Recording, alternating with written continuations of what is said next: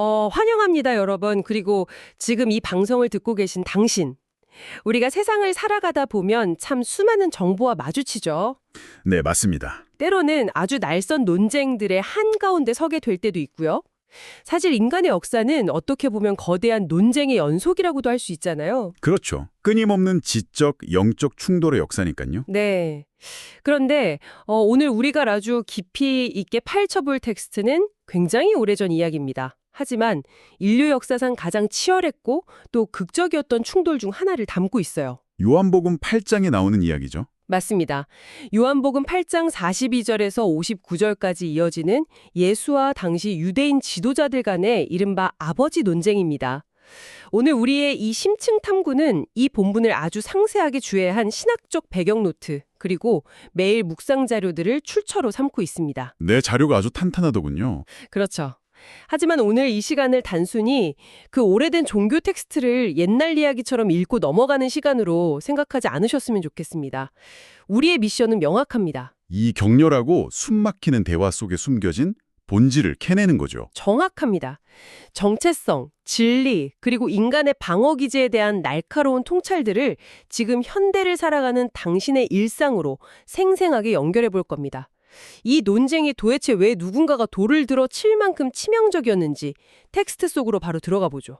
오늘 우리가 살펴볼 이 장면은 사실 그저 단순한 종교적 말다툼이 절대 아닙니다. 네. 두 개의 완전히 다른 세계관이 정면으로 충돌하는 지점이거든요. 두 개의 세계관요? 네. 혈통과 기득권에 기반한 전통적인 세계관, 그리고 존재의 근원에 대한 새로운 패러다임이 부딪히는 겁니다. 이 대화 밑에 깔린 심리적, 역사적 맥락들을 하나씩 벗겨내다 보면 오늘날 우리가 굳게 믿고 있는 정체성이나 어떤 사회적 진실들에 대해서도 아주 묵직한 질문을 던지게 되실 겁니다. 좋습니다. 이 충돌의 서막은 그럼 누가 진짜 하나님의 자녀인가라는 정체성의 문제에서 출발하잖아요. 당시 상황을 좀 보면 유대인 지도자들의 심리가 꽤 흥미로워요. 어떤 점에서 흥미로우셨나요? 로마의 지배를 받는 식민지 상태였단 말이죠. 현실은 비참한데 자신들의 정체성만큼은 대단한 자부심을 가지고 있었어요. 네, 그들의 혈통 때문이었죠. 맞아요. 자신들의 조상이 아브라함이고 더 거슬러 올라가면 영적으로 하나님이 자신들의 진짜 아버지라고 굳게 믿고 있었으니까요. 그들에게 이 혈통은 그냥 가계도가 아니라 자신들의 사회적 권위를 지탱하는 유일하고 절대적인 근거였던 겁니다. 아주 정확한 분석입니다. 당시 유대 종교 지도자들에게 혈통과 율법은 자신들을 이방인들과 구별짓는 가장 강력한 무기이자 방패였어요. 출처 자료에 따르면 유대인들은 창조의 시초에 하나님이 계시고 이스라엘을 특별히 선택하셨다는 의미에서 그분을 아버지라 불렀습니다. 일종의 집단적 선민의식이네요. 그렇죠. 그런데 이에 대한 예수의 반박 논리가 아주 치밀하고 근본적입니다. 예수는 자신이 하나님 아버지의 품에서 직접 나왔다고 말씀하시거든요. 원어로는 에크투 데우라고 하는데요. 에크투 데우, 직역하면 하나님으로부터 온이라는 뜻이죠? 네, 이게 단순한 피조물로서의 기원이 아니라 신성 그 자체로부터 직접 기원했다는 의미를 내포하는 겁니다. 여기서 예수의 논리는 아주 명쾌해요. 뭐라고 반박하신 건가요? 너희가 진정 하나님의 자녀이고 그 본성을 공유하고 있다면 하나님으로부터 직접 나온 나를 당연히 알아보고 사랑해야 하지 않겠느냐라는 거죠. 아, 논리적이네요. 진짜 가족이라면 알아봐야 한다는 거니까요. 네. 하지만 유대인들은 예수의 말을 전혀 이해하지 못합니다. 여기서 우리는 인간의 아주 강력한 인지 부조화 현상을 보게 되는 거죠. 인지 부조화요? 자신들이 가진 기존의 프레임, 즉 혈통과 율법만이 구원의 조건이라는 그 렌즈로만 세상을 보니까 그 프레임을 벗어나는 진리가 눈앞에 서 있어도 뇌에서 그것을 인식조차 못하는 겁니다. 우리가 흔히 보고 싶은 것만 본다고 하잖아요. 그들의 렌즈에는 예수가 그냥 자신들의 권유를 위협하는 불온한 사상가로만 보였을 테고요. 맞습니다. 그래서 이 대화가 아주 극단적인 방향으로 치닫게 됩니다. 제가 이 텍스트 분석하면서 진짜 놀랐던 대목이 바로 다음 선언이에요. 예수가 그들을 향해서 너희 아비는 마귀다 라고 선언하거든요. 네, 엄청난 폭탄 선언이죠. 당시 사회적 맥락을 생각하면 이건 단순한 모욕을 넘어서 상대방의 존재 기반 자체를 완전히 부정해버리는 거 아닌가요? 그야말로 정체성의 근간을 박살내는 선언이었습니다. 유대인들의 자부심을 생각하면 아주 치명적인 일격이죠. 하지만 이것을 영적 진단의 차원에서 분석해보면 굉장히 정확한 통찰이 담겨 있습니다. 어떤 통찰인가요? 출처 자료를 보면 여기서 언급되는 마귀의 본질을 두 가지로 규정해요. 첫째는 처음부터 살인한 자, 둘째는 거짓의 압입니다. 인류의 첫 부모인 아담과 하와를 탐심에 빠뜨려 사망에 이르게 했고 그 역사가 가인에게로 이어졌잖아요. 아, 그러니까 예수는 지금 눈에 보이지 않는 추상적인 악을 이야기하는 게 아니군요. 유대인 지도자들의 실제 행동 패턴을 꼬집고 있는 거네요. 바로 그겁니다. 그들은 자신들의 종교적 기득권을 지키기 위해서 눈에 가시 같은 예수를 죽이려고 치밀하게 눈물을 꾸미고 있었으니까요. 기득권을 지키기 위한 살인적 의도, 그리고 자신들을 정당화하기 위해 끊임없이 만들어내는 거짓말들. 네, 예수는 묻고 있는 겁니다. 너희가 지금 누구의 행동 양식을 그대로 답습하고 있느냐? 열매를 보면 뿌리를 알 수 있듯이 혈통으로는 아브라함 자손이라 주장하지만 그들이 맺는 열매는 마귀라는 거죠. 그 살인과 거짓이라는 열매가 그들의 진짜 영적 아버지를 증명한다는 날카로운 고발이네요. 사실 어떤 집단이 권력을 지키려고 거짓말과 폭력을 서슴지 않으면서 겉으로는 대의 명분이나 신의 뜻을 내세우는 모습, 이거 현대사회에서도 참 흔히 보이지 않습니까? 정치나 이념 갈등에서 아주 전형적으로 나타나는 패턴이죠. 자신의 탐심을 신앙이나 대의로 포장하는 것 말입니다. 맞아요. 자, 이렇게 존재의 밑바닥까지 해체당하자 코너에 몰린 유대인들의 반응이 나옵니다. 여기서 전형적인 인간의 방어 기제가 발동되거든요. 논리에서 밀리니까 프레임을 전환해버리죠. 네, 아주 원색적인 인신공격으로요. 그들은 예수를 향해 너는 사마리아 사람이다. 귀신이 들렸다. 이렇게 조롱합니다. 전형적인 아드호미넴, 즉 인신공격의 오류입니다. 논리적 반박이 불가능할 때 메신저 자체를 공격하는 거죠. 여기서 사마리아 사람이라는 단어가 꽤 무거운 의미를 지니지 않나요? 맞습니다. 역사적 무게를 이해할 필요가 있어요. 과거 아수르 제국에 의해 북이스라엘이 멸망한 후에 사마리아 지역은 이방인들과의 혼혈 정책이 시행됐습니다. 그래서 유대인들에게 그곳은 신앙의 순수성을 잃어버린 배교자의 땅으로 여겨졌죠. 아, 단순히 지역 감정 수준이 아니네요. 네. 누군가를 사마리아 사람이라고 부르는 건 너는 우리 사회의 이론이 될 자격조차 없는 불결한 이단이다 라고 선을 긋는 극단적인 혐오 표현이었습니다. 상대방을 철저히 타자화하고 악마화해서 대중들이 그 메시지 자체에 귀를 닫게 만들려는 고도의 정치적 프레임 씌우기군요. 귀신 들렸다는 비난 역시 마찬가지입니다. 예수의 가르침과 권위를 마귀의 장남으로 치부해서 공신력을 훼손하려는 시도였죠. 자신들의 모순을 들여다보는 그 고통스러운 직면을 피하려고 상대방에게 낙인을 찍어버리는 가장 쉬운 길을 택한 거네요. 현대사회에서도 특정 의견을 반박하기 어려울 때 극단적인 프레임으로 상대를 규정해버리는 모습과 아주 똑같습니다. 그런데 저는 이 대목에서 예수의 대처 방식이 참 많은 걸 시사한다고 생각해요. 보통 이런 끔찍한 모욕을 들으면 억울해서라도 핏대를 세우면서 변명하거나 똑같이 감정적으로 대응하잖아요. 일반적인 사람이라면 당연히 그렇겠죠. 네, 그런데 예수의 태도는 너무나 평온합니다. 굳이 자신을 방어하며 스스로의 명예를 회복하려고 애쓰지 않아요. 그저 나는 내 아버지를 공경할 뿐이다 라고 답하시거든요. 여기서 우리는 자아와 목적의 관계에 대한 깊은 통찰을 얻을 수 있습니다.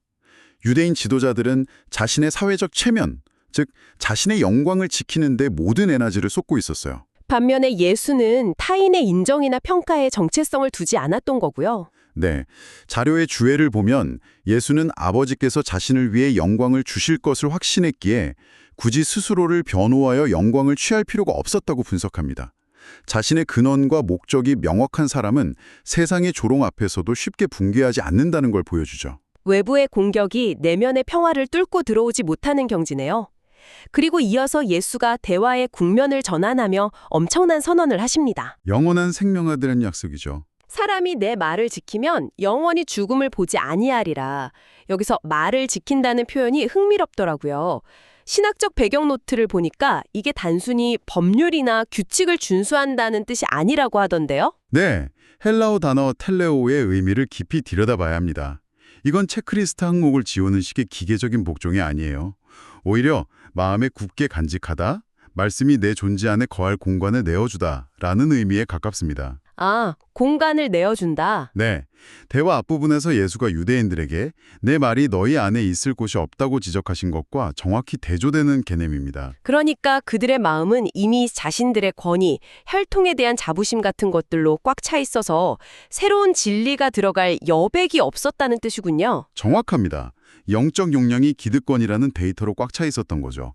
반면에 진리를 지킨다는 것은 기존의 편견을 비워내고 그 진리가 내 안에서 작동하도록 내어맡기는 역동적인 과정을 뜻합니다. 진리를 소유하는 게 아니라 진리가 나를 소유하게 내어준다는 느낌이 듭니다. 네, 그렇게 진리가 내면에 거하게 된 사람만이 죽음이라는 근본적 한계를 넘어선 참된 자유를 누리게 된다는 가르침이죠. 자, 이제 이 치열한 대화는 대망의 클라이막스로 향합니다.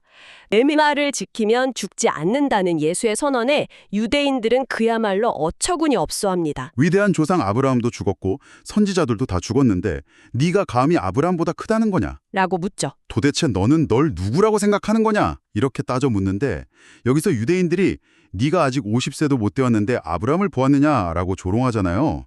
저는 예전에 이 구절 읽으면서 예수가 고생을 많이 해서 50대처럼 늙어 보였나 생각했었거든요. 종종 그렇게 오해하시는 분들이 많습니다만 역사적 맥락을 보면 전혀 다른 의미입니다. 사회적 기준이 달랐던 건가요? 네, 고대 근동과 유대 사회, 특히 민수기 같은 기록을 보면 50세라는 나이는 공적인 임무를 마치고 원로로서의 지혜와 권위를 온전히 인정받는 상징적인 연령대였습니다. 아, 단순한 나이가 아니라 권위의 상징이군요. 그렇습니다. 유대인들의 비아냥은 너는 아직 사회적으로 완전한 발언권을 인정받을 50세조차 안 된 새파란 젊은이인데 어찌 감히 수천 년 전 조상을 직접 본 것처럼 건방지게 구느냐는 뜻이었습니다. 철저하게 인간의 나이, 눈에 보이는 물리적 시간과 조건이라는 한계치 안에서만 세상을 해석하고 있는 거네요. 완벽하게 그 프레임에 갇혀 있었죠. 그런데 여기서 예수가 한술 더 뜨십니다. 너희 조상 아브라함은 나의 때 볼 것을 매다보며 기뻐하고 즐거워했다. 이건 시간의 흐름을 완전히 뒤틀어버리는 발언 아닙니까? 이 대목이 배경 자료들과 아주 매력적으로 연결되는 지점입니다. 유대 전통은 창세기 17장에 등장하는 아브라함의 웃음을 깊이 있게 해석해왔거든요. 어떤 웃음인가요? 아브라함이 이삭이라는 아들의 약속을 받았을 때 단순히 생물학적인 아들을 얻은 것을 넘어서 그를 통해 이루어질 구속의 역사 전체를 믿음의 눈으로 내다보고 기뻐했다는 해석입니다. 예수는 그 점을 역이용한 거군요. 맞습니다. 너희가 그토록 자랑하는 진짜 조상은 현실이 불가능해 보일 때도 영원한 약속을 내다보고 기뻐했는데 정작 스스로 그의 자손이라 자부하는 너희는 눈앞에 나타난 나를 알아보지도 못하는구나. 물리적 시력은 있지만 영적인 통찰력은 완전히 멀어버린 상태를 통렬하게 고발한 겁니다. 논리적으로 완벽한 카운터펀치네요. 그리고 마침내 이 공방의 끝에 예수가 역사상 가장 거대한 패러다임의 전환을 알리는 선언을 날리십니다. 아브라함이 나기 전부터 내가 있느니라. 이 한마디로 분위기가 완전히 얼어붙었겠죠? 이 선언이야말로 본문의 절정이자 가장 논쟁적인 순간입니다. 헬라어로 에고 에임이라고 하는데요. 에고 에임이? 단순히 내가 존재한다는 뜻을 넘어서는 어마어마한 무게를 가집니다. 구약 성경 출애굽기에서 하나님이 모세에게 자신을 계시하실 때 쓰셨던 나는 스스로 있는 자니라 라는 선언과 정확히 맞닿아 있거든요. 유대인들이라면 결코 함부로 입에 담을 수 없는 그 신성한 하나님의 이름을 지금 이 30대의 목수가 자신에게 적용한 거네요. 그렇습니다. 예수는 지금 자신이 시간과 역사에 갇힌 피조물이 아니라 시작도 끝도 없는 영원한 존재, 즉 창조주 하나님과 동등한 존재를 수많은 군중 앞에서 공식적으로 선포하신 겁니다. 유일신 사상을 가진 유대인들에게는 정말 즉각적인 사형에 처해야 할 최악의 신성 모독이었죠. 그래서 그들의 인지부조화는 결국 폭력으로 폭발합니다. 돌을 들어 쳐 죽이려 했고 예수는 성전을 빠져나가시면서 이 치열한 논쟁이 긴박하게 마무리됩니다. 정말 팽팽한 스릴러 영화의 한 장면처럼 끝이 나네요. 언어로 시작된 세계관의 충돌이 폭력이라는 물리적 충돌로 이어지는 과정이 너무나 생생합니다. 그렇다면 전문가님, 우리가 이 숨막히는 고대의 충돌에서 한 걸음 물러나서 오늘날 우리의 삶을 비추어 둔다면 어떤 통찰들을 얻을 수 있을까요? 오늘의 본문에 의하면 우리는 크게 세 가지의 깊고 실천적인 묵상 포인트를 얻을 수 있습니다. 네, 말씀해 주시죠. 감은 타이틀이 아니라 실천으로 증명되죠. 아까 다룬 텔레오의 의미처럼 예수님의 말씀을 내 마음에 간직하고 일상 속에서 순종으로 살아내는 것만이 그분을 향한 진짜 사랑이자 우리의 정체성이라는 사실입니다. 내가 속한 집단의 이름표가 나를 대변하는 게 아니라 내가 맺는 열매가 진짜 나를 말해준다는 거군요. 두 번째는요? 두 번째는 영광의 방향입니다. 이 논쟁 내내 유대인 지도자들은 자신들의 권위와 체면을 방어하는 데만 급급했습니다. 하지만 예수님은 세상의 조롱 속에서도 철저히 자기를 부인하고 오직 하나님 아버지의 영광만을 구하셨죠. 우리의 일상과 언어는 과연 누구의 영광을 향해 있는가? 내 자존심을 지키느라 정작 본질을 놓치고 있지는 않은가 돌아보게 됩니다. 자기 방어와 인정 욕구에서 벗어난다는 것, 현대인들에게 가장 절실한 심리적 해방일 수도 있겠네요. 마지막 세 번째 통찰은 무엇인가요? 마지막은 믿음의 시선입니다. 유대인들은 50세도 안 된 자라며 굳어진 상식이라는 눈가림막에 갇혀 진리를 보지 못했습니다. 반면 아브라함은 불확실한 현실 속에서도 영원한 약속을 내다보는 믿음의 눈을 가졌죠.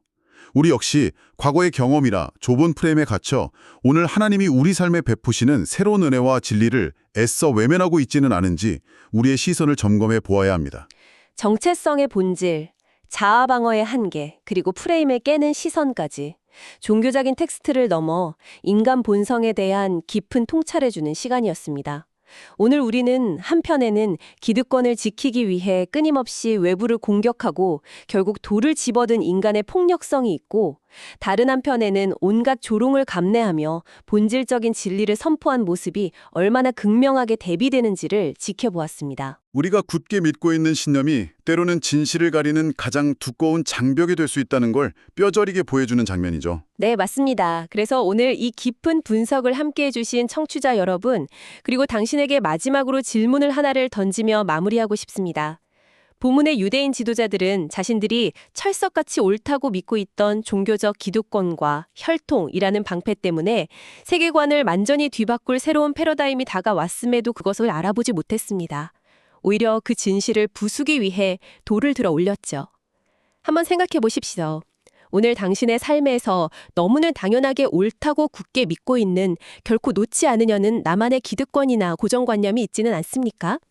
혹시 그 견고한 신념이 오늘 당신의 삶을 한 단계 성장시킬 새로운 깨달음을 가로막고 있는 것은 아닐까요? 자비로우신 하나님 아버지, 우리가 쥐고 있는 이 완고한 돌멩이를 내려놓고 진리의 말씀이 우리 안에 거할 빈자리를 내어주게 하옵소서.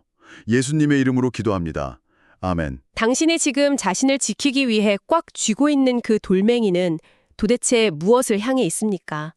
이 질문을 오늘 하루 마음속에 조용히 곱씹어 보시길 권합니다. 지적이고 깊이 있는 탐구의 여정에 함께해 주셔서 감사합니다.